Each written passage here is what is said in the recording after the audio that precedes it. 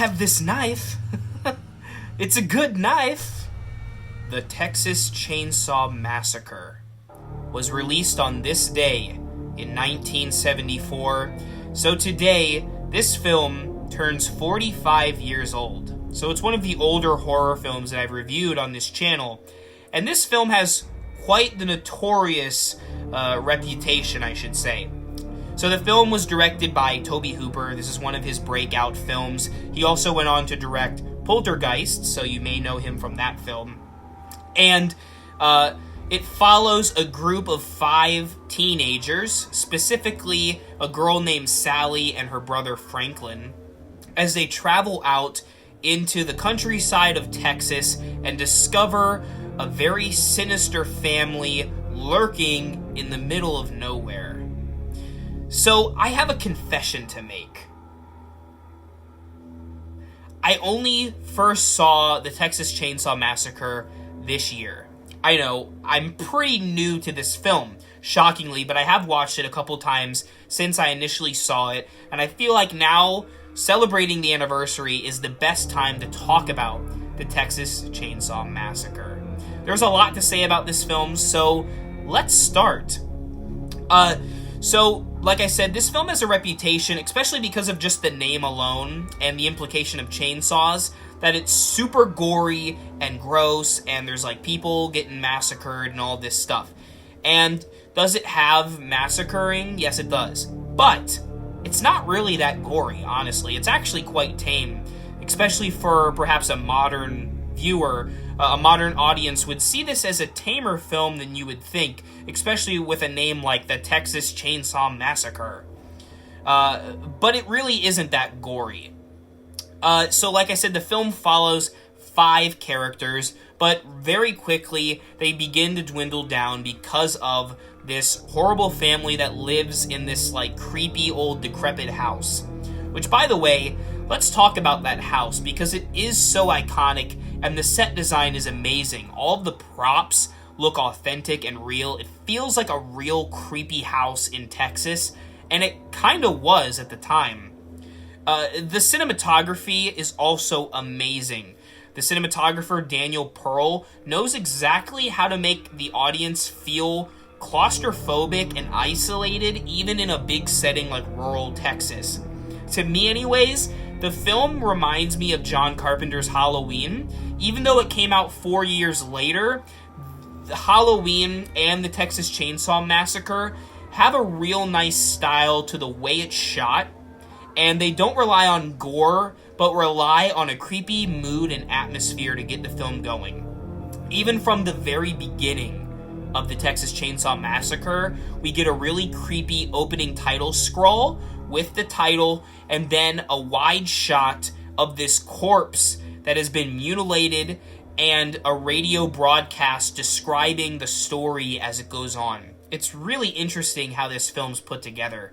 It almost feels like a documentary at times, and it adds to the grit of the story as it plays out. So let's talk for a minute about probably the most iconic character of the story, Leatherface, because he really has a legacy of his own, with countless sequels, movies just called Leatherface.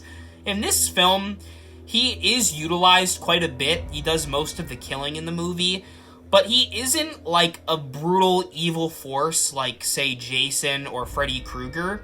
He actually is kind of a sympathetic villain, almost reminding me of Boris Karloff's Frankenstein. He seems to get abused by his family quite often, and has to do a lot of the brute force work because he is the toughest of the group. There also is the hitchhiker, and kind of this other guy who works at the gas station throughout the movie. He's kind of the barbecue guy. There also is Grandpa, who is this super old, creepy-looking guy who at one time was the head of this family, but now is so old he can barely do anything. And there are also other corpses of other family members in the house. So I haven't seen any of the sequels to this film. I don't know anything about what happens after this film. I'm simply talking about the Texas Chainsaw Massacre that came out in 1974. It really is a creepy movie all the way throughout, and when it gets to the final ending, especially with the climactic dinner table scene, it just feels so intense. It really messes you up when you watch it. You feel like you're actually there. And there are a lot of close-up shots of Sally's eye in that scene, and it really adds to the grit and feel of that particular story. I really love the way it ends too, kind of just abruptly. You want to learn more, but I like that it holds off from that information. You're left to make up what happens with the story. All of the acting in the film is pretty on par, especially the creepy family members, because they feel like they actually are crazed, insane individuals. Leatherface, who is played by the late Gunnar Hansen, does a great job of giving a sympathetic feel to the character, but he also is so creepy and in your face that you can't help but be afraid of him. And I understand why he has become a horror icon, especially 45 years after he debuted. Sein Gesicht gefällt dir, was?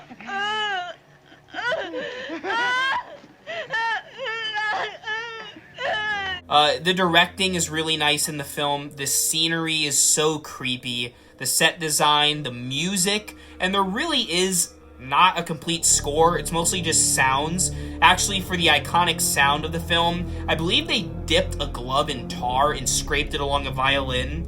This film is the definition of low budget, but it works so well for what it's going for. I really only have kind of one major nitpick with the movie, and I know other people have mentioned this too. The character development is not really that strong. You don't really get to know most of the characters before they're offed by the family. I think that adds to the realism too, but I would have liked to know them a little bit better, kind of like the characters from Halloween, because you get to know Laurie and you want to see her survive. Not that I want to see these characters die or anything, but I wish there was something more for me to latch onto when seeing their characters in action. Other than that, though, the Texas Chainsaw Massacre is a pretty frightening film all of these years later, and it is truly a classic of horror.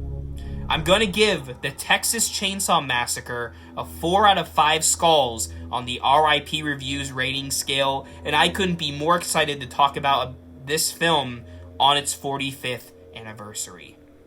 Thank you all very much for watching, and remember, as always, for all things Halloween, this is Hauntformer, and don't forget to stay tuned for the rest of Hauntober.